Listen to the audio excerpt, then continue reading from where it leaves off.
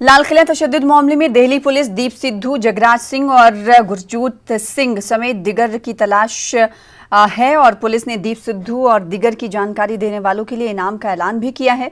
Police के मुताबिक जानकारी देने वाले का नाम जाहिर नहीं किया जाएगा। दीप सिद्धू, जगराज सिंह और गुरजोत सिंह के बारे में जो जानकारी देगा उसे 1 लाख रुपए, जबकि बोटा सिंह, सुखदेव सिंह, इकबाल और जजबीर सिंह की जानकारी देने वालों को 50-50 लाख रुपए इनाम दिया जाएगा। जिस 50-50 लाख रुपए इनाम देने के लिए बूटा सिंह, सुखदेव सिंह, इकबाल और जजबीर सिंह की जानकारी जो देगा उन्हें 50-50 हज़ार रुपए दिए जाएंगे। वहीं अगर दीप सिद्धू, जगराज सिंह और गुरजोत की बात करें तो इन तीनों से जुड़ी जानकारी जो भी फराहम करेगा उसे 1 लाख रुपए फराहम किया जाएगा। दिल्ली पुलिस का ये फरमान है, ये ऐलान है। हमारे साथ हमारे नुमाइंदे शंकर आनंद जुड़ रहे हैं। शंकर, आपको आवाज मेरी मिल पा रही होगी तो बताइएगा, दिल्ली पुलिस ने क्या टाइम भी, वक्त भी मुकर्रर किया है कि इन औकात में लोगों की तरफ से जो भी जानकारी फराहम करेगा इन तमाम लोगों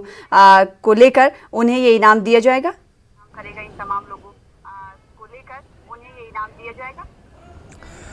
दिल्ली पुलिस की क्राइम ब्रांच ने एक बड़ा ऐलान करते हुए और बड़ी कार्रवाई को अंजाम देते हुए कई लोगों के खिलाफ बाकायदा आज इनाम की घोषणा की है और खास तौर पर उन लोगों के खिलाफ जिन्होंने 26 जनवरी को लाल किला के अंदर, लाल किला के परिसर में हंगामे को अंजाम दिया था। जिस तरह से उग्र हंगामे को अंजाम दिया गया था, जिसमें से कई लोगों के खिलाफ आज जो है इनाम की घोषणा की गई है और इस मामले में दिल्ली पुलिस ने कहा है कि जो भी इस मामले में उचित जानकारी देगा या उन लोगों को गिरफ्तार करवाएगा उसका नाम गुप्त रखा जाएगा। और जिसमें कि कुछ आरोपियों की अगर बात करें तो दीप सिद्धू की बात कर ले, उसके खिलाफ 1 लाख रुपए का इनाम रखा गया है। इसके साथ ही इकबाल सिंह जो घोड़े लेकर लाल किला के प्राचीर में पहुंचे थे, उसके खिलाफ भी इनाम की घोषणा की गई है। कई ऐसे आरोपी हैं जिसके खिलाफ आज दिल्ली पुलिस के क्राइम ब्रांच ने फहरिस्त जो है वो जारी की गई है, जिसमें कि 50,000 के इनाम वाले भी लिस्ट है। इसके साथ ही जो बड़े आरोपी हैं उसके खिलाफ 1 लाख रुपए का इनाम का घोषणा किया गया है। तो एक तरह से कहा जा सकता है कि जिस तरह से